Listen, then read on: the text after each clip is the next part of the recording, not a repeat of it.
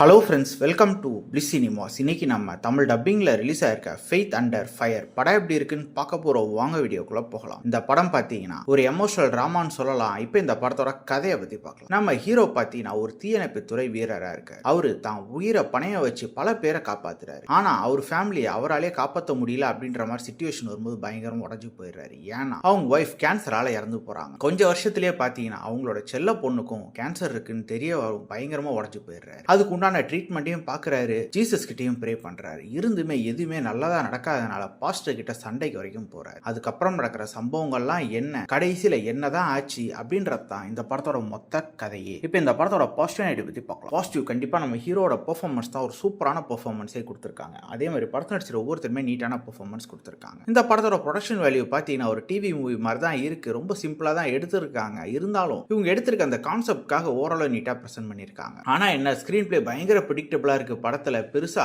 சுவாரஸ்யமா எந்த மூவ்மெண்ட்டுமே கிடையாது. இன்னும் கொஞ்சம் அட்லீஸ்ட் ட்விஸ்ட் அண்ட் டர்ன்ஸாவது வச்சு எழுதி எடுத்துருக்கலாம். இல்ல எமோஷனல் பாண்டிங் இன்னும் டெப்தா எழுதி எடுத்துருக்கலாம். அதெல்லாம் பயங்கரமா கோட்ட விட்டுருக்காங்க. மொத்தத்துல இந்த படம் கேட்டீங்கன்னா ஒரு பிலாவரேஜான படம் தான். வேணும்னா ட்ரை பண்ணி பாருங்க. இந்த படத்துக்கு நம்மளோட ரேட்டிங் கேட்டீங்கன்னா 10க்கு 4 மார்க் கொடுக்கலாம். இன்னொரு வீடியோல சந்திக்கலாம். தேங்க்யூ.